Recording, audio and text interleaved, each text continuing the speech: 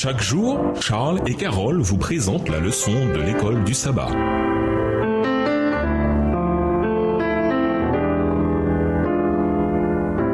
Bienvenue à votre émission Dieu nous parle.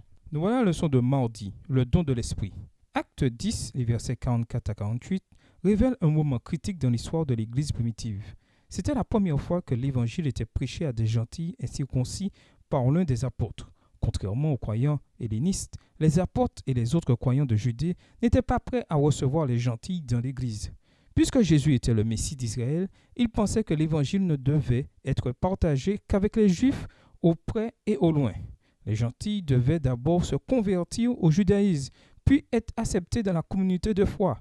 En d'autres termes, avant que les gentils ne deviennent des chrétiens, ils devaient d'abord devenir juifs. Voilà le mode de pensée qui devait être changé chez ces premiers croyants juifs. Le don des langues accordé à Corneille et à sa maison était ajouté comme un signe clair et visible que cette pensée était erronée, que Dieu n'avait pas de préféré et qu'en termes de salut, juifs et gentils étaient sur un pied d'égalité devant lui. Lisons Acte 11, versets 1 à 18. Comment l'Église de Jérusalem a-t-elle réagi à l'expérience de Pierre à Césarée?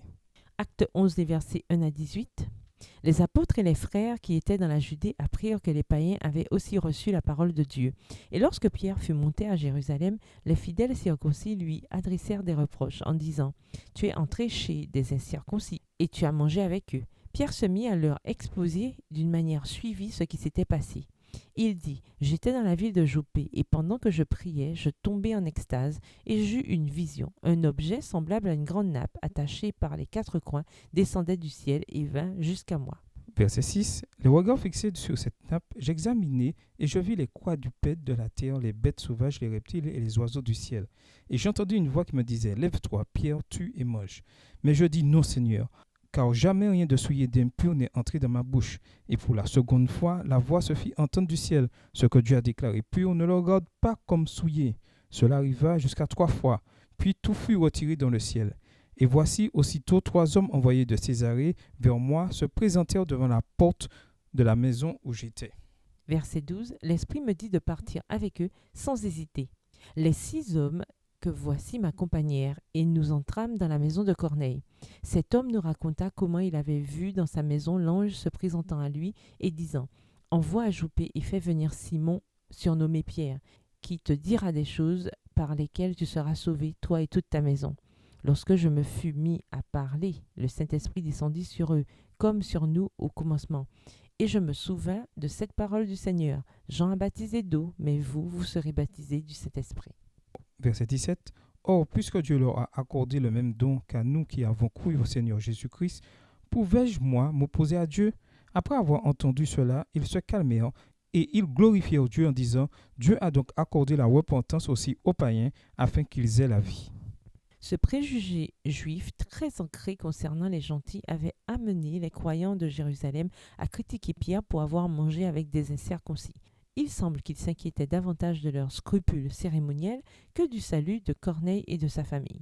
Ils craignaient peut-être que si l'Église rompait avec de telles pratiques, ce serait comme un rejet de la foi d'Israël, qu'ils perdraient ainsi la faveur de Dieu et qu'ils seraient donc passibles des mêmes accusations de la part de leurs frères juifs qui avaient provoqué la mort d'Étienne.